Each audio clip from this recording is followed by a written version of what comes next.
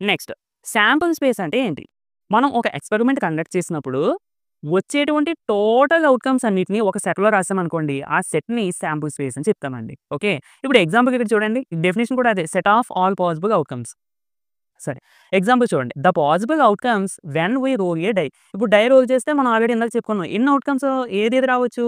పై face మీద 1 రావచ్చు, 2 రావచ్చు, 3 రావచ్చు, 4 రావచ్చు, 5 రావచ్చు, 6 రావచ్చు. అంటే ఇవన్నీ కూడా మనకు అవుట్‌కమ్స్ అవుతాయి. ఏదైనా రావచ్చు. అంటే ఇవన్నీ కూడా మనకు అవుట్‌కమ్స్ అవుతాయి. సో, ఈ అన్నిటిని కూడా ఒక సెట్‌లో రాస్తే this is the sample space of the experiment. ఏంటి?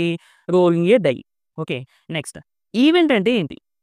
ఇప్పుడు శాంపుల్ స్పేస్ నుండి నేను ఫర్ సపోజ్ లేదా 2 తీసుకున్నాననుకోండి. So, this is called event. అంటే ఈవెంట్ అంటే పర్టిక్యులర్‌గా ఒక దాని గురించి మనం మాట్లాడేటప్పుడు ఆ ఈవెంట్ అనే వర్డ్ యూజ్ చేస్తాం.